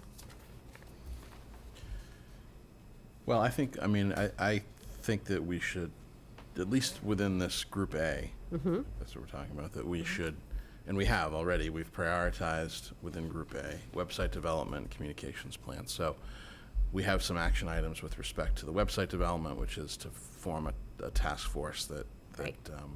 we've identified 3 people to potentially be part of that. As far as a communications plan, which will, work hand in hand with the website redevelopment and be kind of over the website redevelopment, though I agree with you, Deirdre, that the website's probably the most important piece. It sounds like Joe is kind of the critical person, full-time person to help spearhead that, from what I understand, and I don't know whether it makes sense, and I'd be more than forgive me happy if to I'm work with nominating you. you for something you don't want, but I think if we were to have a select board liaison on that, and if Deirdre is interested and willing to do it, then in my mind, that might make sense that Joe and Deirdre are sort of deputized, so to speak, to begin figuring out what would be the elements of a communications plan. Do you want to do it? Because I'd be more than happy to do it. There's our marketing guy, right? Yeah, I mean, Both, Well, So, but You have background in I don't want marketing. to we get can in have the way. a subcommittee. well, Yeah, I'm also interested in helping with the HR stuff, which is consistent with some of my background. I mean, I've done newsletters, and I'm happy to sort of share my thoughts, but it's not my particular expertise. All right, then I'll work with, I'll be the liaison. Yeah, great. Liaison. liaison. Yeah, you have to say it that way every time Happy you with you. mention your, yeah. So Okay. So that's good. So we have 2 action items, 2 starts for A, the communication planning. I think we kind of have to do that for each of these sections. I just don't know if we can do that all now. tonight. Right. Let's get this one going, Yeah. right? Yeah, Are it's a we good, yeah. happy getting just one going, and next meeting, we take on B? So A2 is Peter? A2 is Peter and, Peter Well, and I and think Joe. Deirdre's gonna be tackling some parts of this human resources part, right?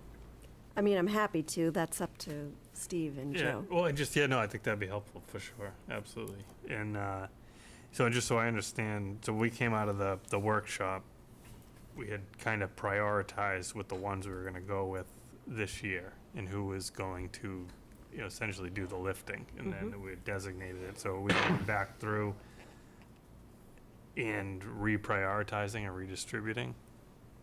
I think we're drilling down on the number ones, I think. So we've sort of, I think she just filled in the number. We're not reprioritizing. right.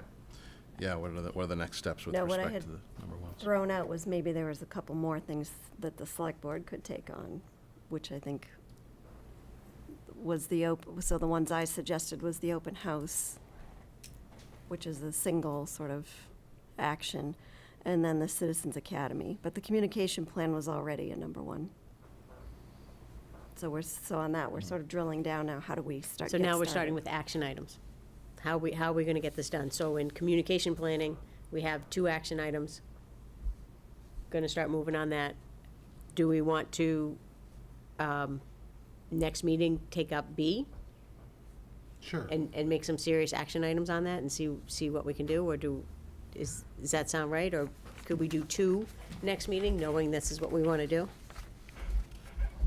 That makes sense to me, and I think the other thing, and someone suggested this earlier, is that we take a look at Deirdre's updated chart and just next time, see if we are reaching consensus on some of the 2s that you've put in, and do we think that those should be a year 2 thing or a year 3 thing?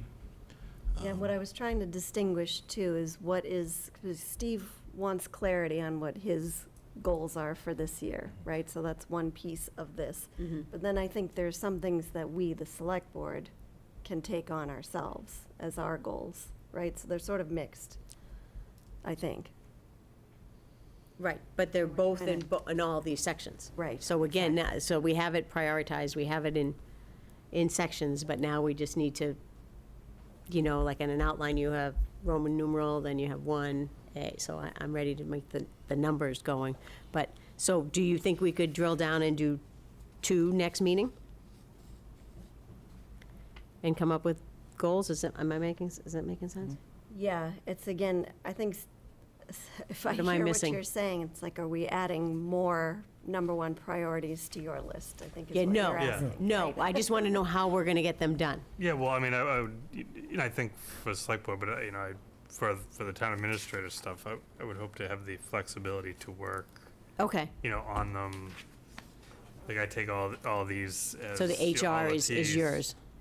To kind of Right, put together in the background a plan and present deliverables towards the end of the year as they become available and, as we, just so I can shift the workload as, Spread it when out. the budget letter goes out, and then there's like really heavy budgeting stuff for a month, and then we kind of back off for a month as we put together the, Okay. the kickoff meeting, and so, you know what I mean? And then that's what we kind of backfill the stuff.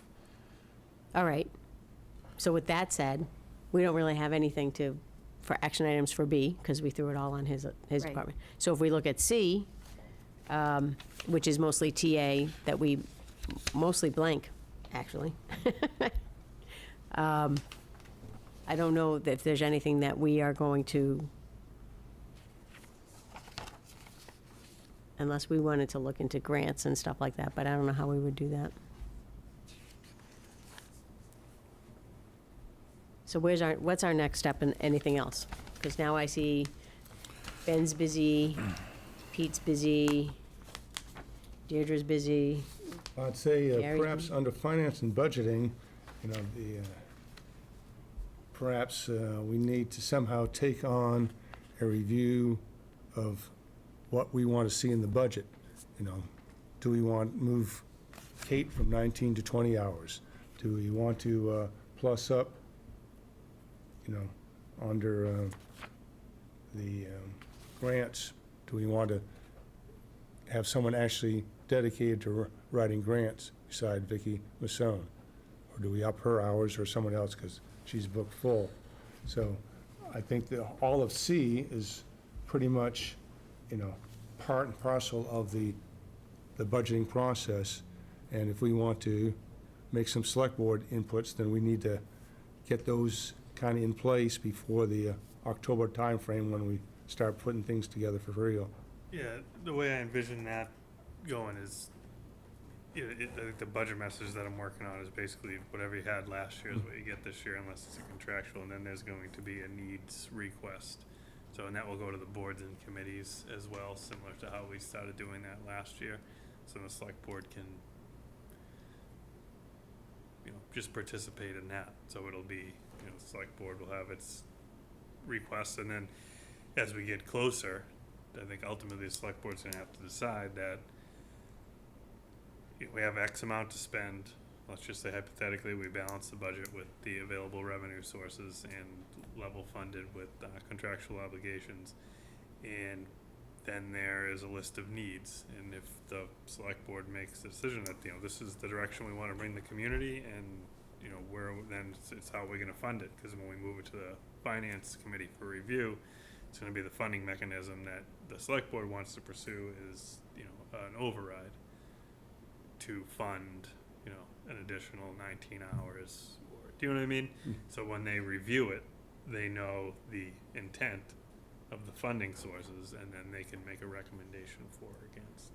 But what Gary just said is like a policy idea. Do we want to, you're saying what we have now is what you can move over, but is it something that the select board can do and say, you know what, we want more hours in the conservation office for whatever reason, or we want to bring on a green initiative position? Do we get to put that into when do we get to do that, if that's how we Yeah, want to no, do it? exactly.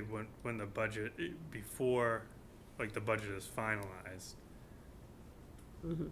and we gather all the needs and wants, and the select board meets to essentially determine the budget that, in the funding sources that we're gonna present to the finance committee for review, it will be, those will be the moving pieces. It's like, well, we really wanna go to a 40-hour a week conservation, well, I'm just using that as an example, to build the capacity to do grants or communications, and we really want, and then these are the associated costs, so, we have, I'm just imagining a world that we have $100,000 to work with. We've done all level funded and we've contractually obligated. We got about $100,000 estimated additional revenue to work with. Then you can start either prioritizing or be like, all right, we want all of this, and we know that the only way to fund it is through a debt, an override, and that makes it easier because you have two budgets now. And one is a balanced budget without an override, and one is a balanced budget with an override. And it's easy to differentiate between the two. You're not looking for scrambling for cuts at the last minute because everything's been identified individually. Unless I'm misunderstanding what. Nope. Were you thinking something different, Gary? No, I think, just the reality is that many of these things are dependent upon the dollars available. So I think if we just kick off, we had some of our own assignments, we know that the website, for example, is going to cost some money. So let's, each of us have HR and website and so forth. Take this next month to start off in those areas and to get a little bit of smart or a little bit more understanding of what the cost is going to be there. And then as we go through the normal annual budget process, we can, have our want list as well. And at some point, come to terms with how much money is available versus what our list looks like. And I put that separate category from those things that are more just writing policies and so forth. So I think, a lot of these are policies we can take on ourselves.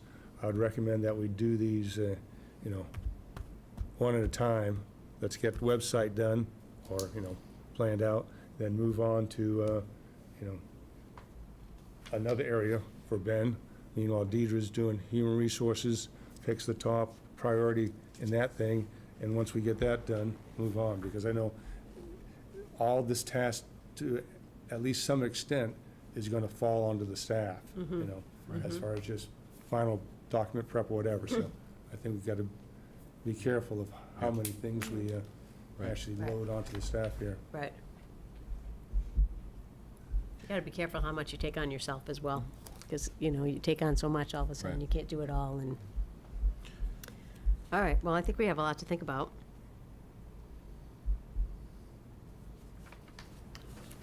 Can we move on? Yeah, sorry, I was thinking.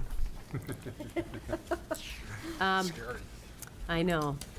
Potential, to look again at the CPC grant agreement for the museum. I believe we had some changes that we implemented last time. Right, we noted Yeah. some changes. Yep. I had, you know, suggested a few of them. I took a look at the revised version that Steve put in the packet, and those changes were made, and I think we circulated that revised agreement tonight and have signed In it, the I packet. believe. So, Yeah. So we did all sign it, assuming that we are going to approve it, so how about a motion? I move to approve the CPC grant agreement. No, whoops. I move to sign the CPC grant agreement for the museum. So, am I doing the right thing here? Yes? Yep. Yes? Yep. Yeah. Second? We're just all getting kind of slow. Any more discussion? We can vote. Gary? Yes. Deirdre? Yes. Ben? Yes. Pete? Yep. And I said yes as well, so that's awesome. We are on to the consent agenda, which is the minutes. And if I could just, so this is the first time we're using this company, the Minutes people, the Minutes Solution. And the minutes, No, so this isn't ChatGPT, this is No, no, the no. Minute Solutions. That I sent you? No, this is No, not what you okay, sent me. got No, it. this is still human. Oh. Human No, human minute actually- taking. so the minutes Yeah, went no, to I know I Gary. mentioned earlier, but these are not AI minutes. These are, it's called Minute Solutions. They're actually out of Toronto, Canada, but they do a lot of work in the States. I know, I keep calling it AI, it's not AI, It's it's, not no, AI. it's people, sorry. So Gary got the That was edits, an AI. and then, we got the original one, Gary did some edits, that came back, Michelle did some edits, we got extra edits today. I have to say that, it was really hard for me to read, and I usually read the minutes pretty well. So I think with the changes, with the corrections are better, because I got really stuck on the top here. This pursuant to the open meeting law. Written notice posted by the town clerk delivered to all select board members. Meeting of the select board was held on, I think it's awfully wordy and takes up a lot of space and time. I don't know if we need to have that the governor extended the suspension of certain provisions related to public meetings, et cetera, because we're already in person. So even though they've extended it, we don't really need to see that. The second paragraph there with a little bit about the select board, it's okay. I don't know if we Well, need to have it. all that is from our previous Right. standard group. I so know. we can scratch that if we think so. And then the, obviously, you know, it's their template that Right, they're handing back right. to us. So a couple of things I noted too was, you know, the motion whereas I think we probably want to stick with our traditional Motion 5.0.0 votes or whatever. approved. Yeah. So we'll give the company a little bit of feedback as to how we'd want the template So- adjusted a little bit. Talking about that, for instance, they do the motion and the vote before any of the explanation.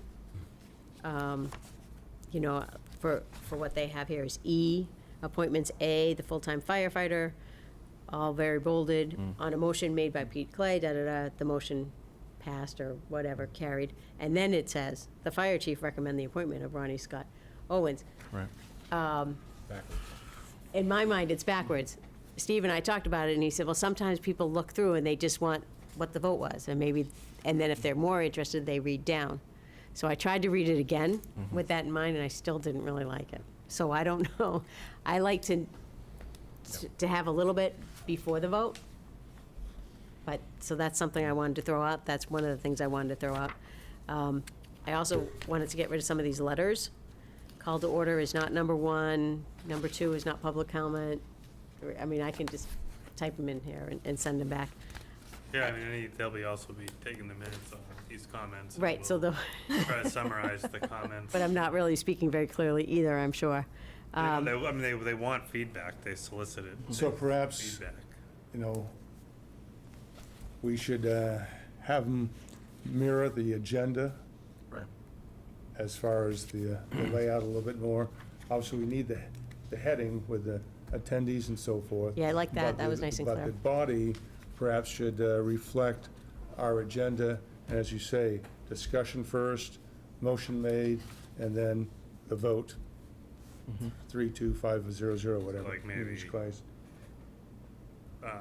Like let's use discussion and potential vote on labor contracts would be E, discussion potential vote on labor contract, then it would have discussion, and then it would have the votes. Right. So we'd just follow the, you know, the new business, bold, and tab in a letter, and then they can put the minutes. Just trying to understand, and then part of this, I don't know how much flexibility is it, because it's a form That they have on their end. the Right. they have on template is- their end. Right. Yeah. They did say that they will do, they prefer not to do custom templates, but they will do a custom template, but of course, there's a fee associated with it. So So, but I just want to I bring don't all think, this stuff right, back to them. and right. So to I the don't extent think, they can be if they can incorporate it without a new template, then they will, and then it sounds like they will incorporate anything we want, just so I understand that there's a fee to build out I think there's some automation in the background where once they Right. set up the members present, because we've seen some demos from people who do essentially like a minute, it streamlines the minute taking process, and once you set it up, it'll be all the board members' names are in there. And then, so it'll be like, we just click, when you're setting up the template, it's like, all right, who's present? You click all who's present. It's like, all right, who are the visitors? You can just type them in real quick. And then it formats, it spits it all out into into the layout similar to what you got. So I guess my point is definitely provide all the feedback to the formatting changes, and to the extent they can, with no charge. we'll see that's we what can I do. want to find out. What And can they then- tweak around without adding any charges? Because it's fine. It's fine the way it is. Yeah, I It's thought just, it was. It was just, and they don't, this extra piece on the top is, we added that anyway, so they don't need to have that, and we just need to discuss whether we want to have that going forward. But there is one edit I did want to make, which was on the department board update, when the assistant treasurer collector discussed I'd like to put Janet's name in there. The Okay. assistant treasurer collector, comma, Janet Sacco, S-A-C-C-O. Just, I feel Okay. like it was missing. So that was actually just one edit, I thought. That bothered me. Other than that, it was just different to read. So I think, it'll get easier, and it'll make more, it'll look more like what we have going further, but I'm pretty impressed. That's, I think it was just down from a for video. first go. or an audio, whatever it is. What's the cost structure of this when you Is- pay a company It is $200 per meeting for a 2-hour meeting, and then I believe for a it's 2-hour meeting? I believe it's $60 per additional hour. And they prorate it? If it's shorter than, no, it's $200 whether it's an hour or 2 hours. Okay. And then the additional hour, I believe, is $60 an hour beyond. So you got 10 minutes. Yeah, we're done by then, for sure. Compared to what we were paying, I don't need specifics, is it more? Oh, it's definitely more. It's I more. believe our rate was I think it's like $50 more per meeting. Per meeting, not per hour. Yeah, I mean, well, it's probably less than that because we pay the employee tax of like Medicare Okay, and things like that, so it's probably $40 more. and are other committees using this yet? Right now, you're the No. only one. We And our intent is only the legal committees, right? The Planning and intent, yeah, ZBA. Catherine Tinsley stayed on the land use stuff that's legally required, and we're going to utilize them for FinCom once they start picking up again, but have not yet. Right now, select board's the guinea pig. Well, I think it's the best way to go. We get to look at it, get a couple meetings so we can see what it really looks like and just, Yeah, certainly, yeah, certainly. I mean, the content was good. The So you content want me was- to work with Michelle, and we'll get an email back to the company saying, hey, can we do these tweaks Yeah. for free? Do you have a sense of how much the customization would add to the cost? No idea. Okay. I have no idea. I pretty much told them that let's start off with the standard template and see if we See. can work with it. Yeah.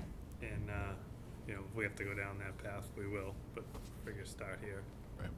Especially where it was basically last minute, we were notified of no minute taker. But they're available, Very and so, close. and the other thing is they'll mostly be the same people doing it all the It's time, so same they'll too. get It's the used to one that. primary, and then she has a backup, Yep. and it's just gonna be the same two people I at the think- time. All right. And this section on staffing changes, was that accurate? I just wasn't sure. Depends what revision. What page was because- that? Page 2. Because originally they had they had transposed the dates, if I remember correctly. We had Number 2, it's July 31st. Well, it talks about the police rely heavily on the finance director, and therefore Jamie has agreed, I thought she agreed to come back in general. Was it specific to the police department? No, it was in general. Does it say? Yeah, it did say agreed to come back to assist in training, in training during the transition. It just happens that it was Yeah, right. well, in the she is, same I mean, she paragraph. is assisting in training. Well, it sounds like it's specific to the police department, which that's not what I understood. Because it's one sentence. Okay. Right. Yep. So maybe that So should in be, general, not just police. And the staff position for the public safety executive assistant for the police, so that's part of the DPW union? Is that correct? yes. Currently. And that position in the police department is the public safety executive assistant, but part of the Department of Public Works union? Yes. yeah. Yes. I didn't understand that. Okay. So that is correct? Yep. Yeah, so I would just, and that first paragraph, though, it doesn't really, we don't need to say that the police currently rely heavily on the finance Yeah. director for assistance. I would just take that out and just say, Jamie has agreed to come back periodically to assist in training during the transition. Yeah.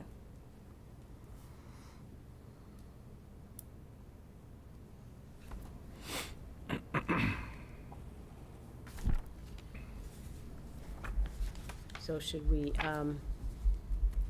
do we want to take a motion to approve as amended by us, or do we want to see it one more time? Can we see it one more time? We can see it one more time, though, right? I think we should see it one more time.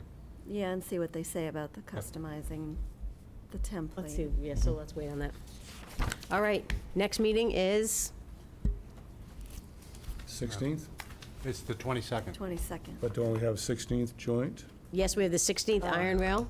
Thank you, that's next Wednesday. Okay, I'm on vacation. Okay. Next Wednesday. Blow by blow. Yeah, next Wednesday, the 16th, and then the The Iron Rail, 22nd. right? Yes.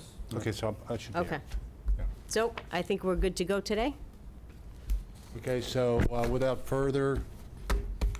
anything further to discuss, I move that we adjourn the August 8th Select Board meeting at 8:25 to reconvene on the 15th. We're not reconvening, just adjourn this meeting. Okay, Yeah. and adjourn this meeting. Second? All in favor? Yes, Gary? Deirdre, yes? Ben, yes. Yep. Pete says yes, Diane says yes. We're adjourned. Thank you. Thank you. Thank you.